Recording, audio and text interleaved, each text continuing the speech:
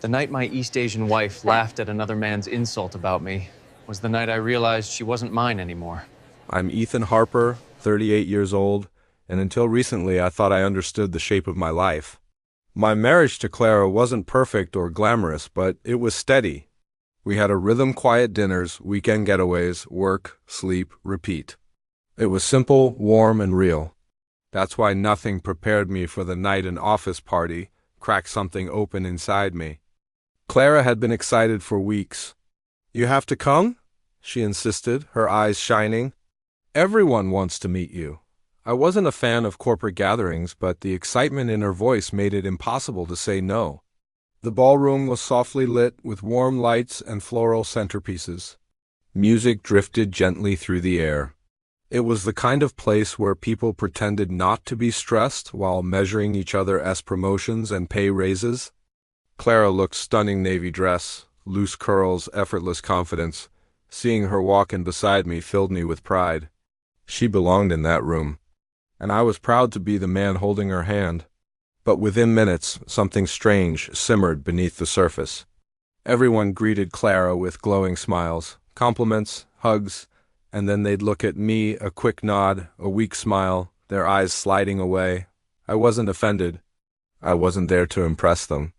Then I met Gideon Brooks. Tall, built like he spent more time at the gym than his desk, hair perfectly styled, and a look that said he expected the room to orbit around him. Even before he spoke, I sensed something off attention I couldn't place. He stepped forward with a sly grin. "So this is Ethan," he said, loud enough for everyone nearby to hear. "Clara talks about you all the time." Honestly, I pictured someone taller. A few people chuckled nervously. I let it slide.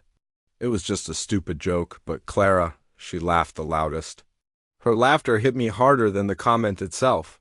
She actually covered her mouth like it was the funniest thing she'd heard in years. I swallowed the sting.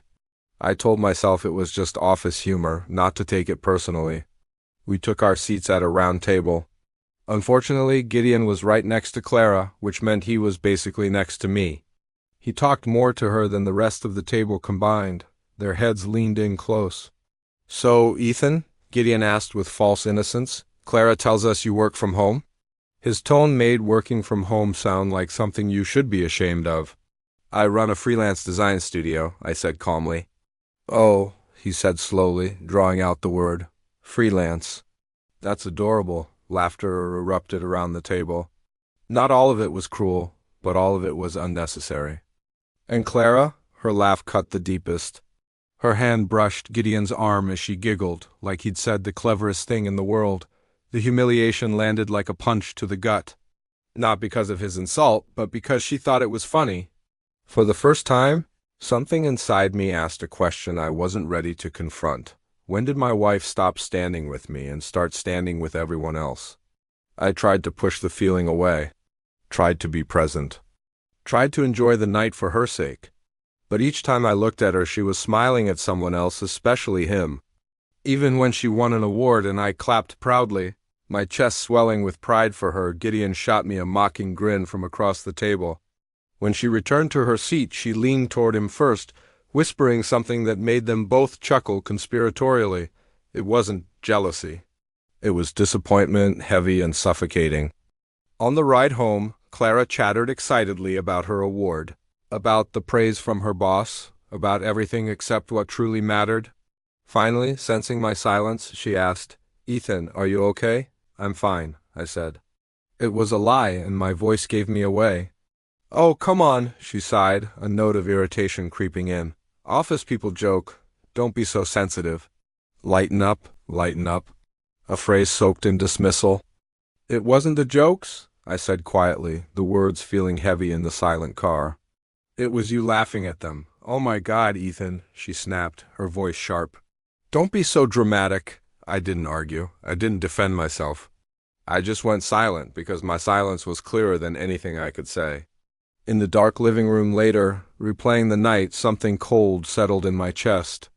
A clarity I'd been avoiding. Respect doesn't vanish in a single moment. It erodes, slowly, one laugh at a time. The next morning, she acted like nothing had happened. Coffee brewing, humming gently, casual kisses, the usual routine. But something between us had shifted. As she grabbed her keys, she said lightly, "Oh, by the way, our team might go out for drinks tonight. Gideon organized it. I'll probably be home late." Normally I would have asked questions. Who was going? Where? Tonight I didn't. "All right," I said simply. Her face flickered with surprise and then relief. Maybe even a hint of excitement. After she left, I sat in silence for a long time. Then I drove to her office, not to spy, not to catch her doing anything wrong, but because I needed answers, real ones, not excuses. I parked across from the building and waited. At 6:30, employees started walking out.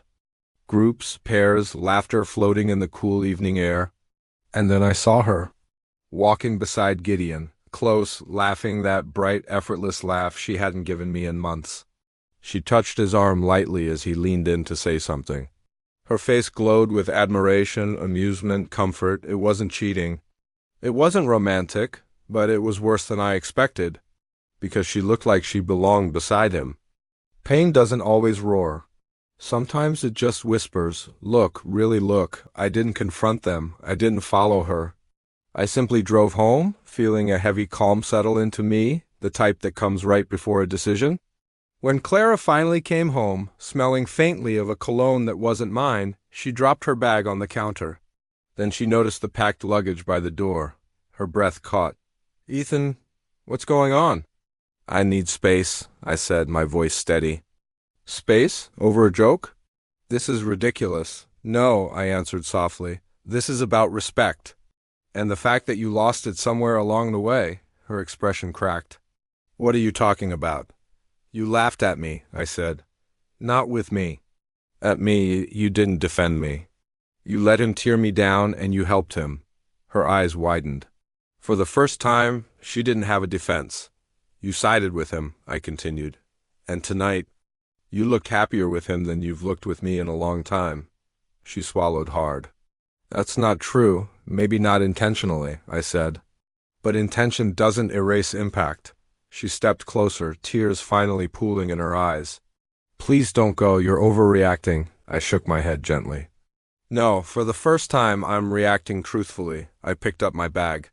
Every step toward the door felt like a mile, but it was a mile I had to walk.